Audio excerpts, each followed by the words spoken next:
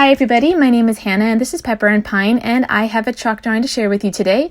We are using this book called If You Were Me and Lived in the Middle Ages by Carole P as inspiration for today's chalk drawing. Now this book is filled with a ton of imagery that could be used for Middle Ages chalk drawing or just inspiration for your main lesson book, and today I am going to be choosing this image here of a little girl inside a bedroom or inside a chamber inside a castle.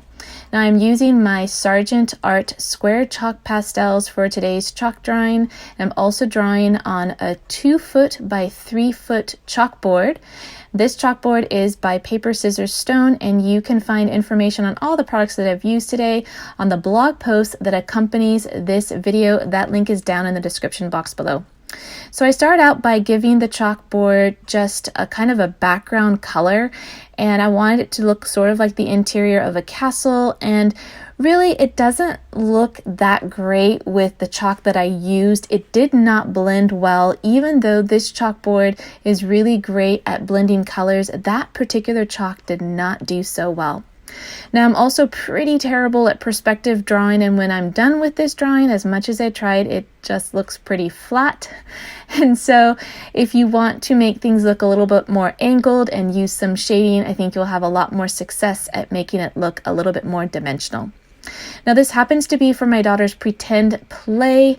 She wanted an image or a scene of the inside of a castle because she has a little castle that she's playing with, as well as a pop-up castle book, and she wanted something kind of in the background. I suggested it to her because we had another chalkboard kind of leaning against her play area, and I offered to make her this type of chalk drawing to complement her play, but it also complements our Middle Ages unit study, which is for our homeschool, and we like to have our chalk drawings to accompany our main lesson blocks in our unit study. So this will work for two purposes. So once I get the background color in place, then I can start working on the other elements as well as the images in the foreground.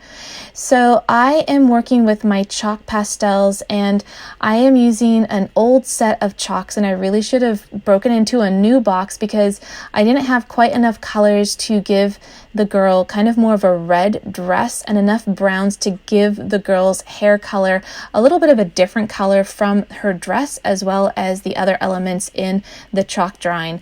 So you can blend some of these colors together in order to make some secondary colors or just some colors that have a little bit more depth. So I'm trying to give her some brown hair with some highlights and then some lowlights just to kind of distinguish her hair from her dress, since it kind of all looks like it's blending together.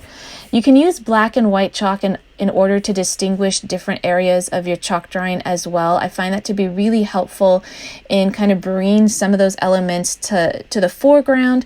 Also, you can do some shading in order to make things look a little bit more dimensional. I was really struggling with the fireplace because I drew it face on when really I should have drawn it at an angle up against that wall, but I did not make any corrections to this chalk drawing. I kind of left it as is once I was done, and I let my daughter enjoy it the way that it was. So I do want to have as much color in this image as possible, since everything is pretty monochromatic with the browns, and so I did like having that yellow for the fire as well as that blue for the pieces on the wall. That kind of just gave it a little bit more interest.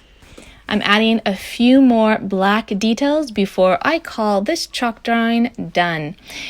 I am pleased with the way that it turned out, but more importantly, my daughter is really pleased with it as well.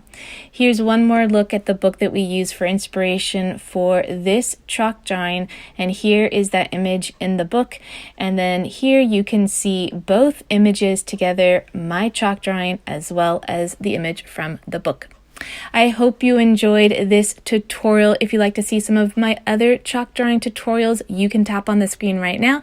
Don't forget to check out the blog post that accompanies this video for more information, as well as the other projects that we did for our Middle Ages main lesson block.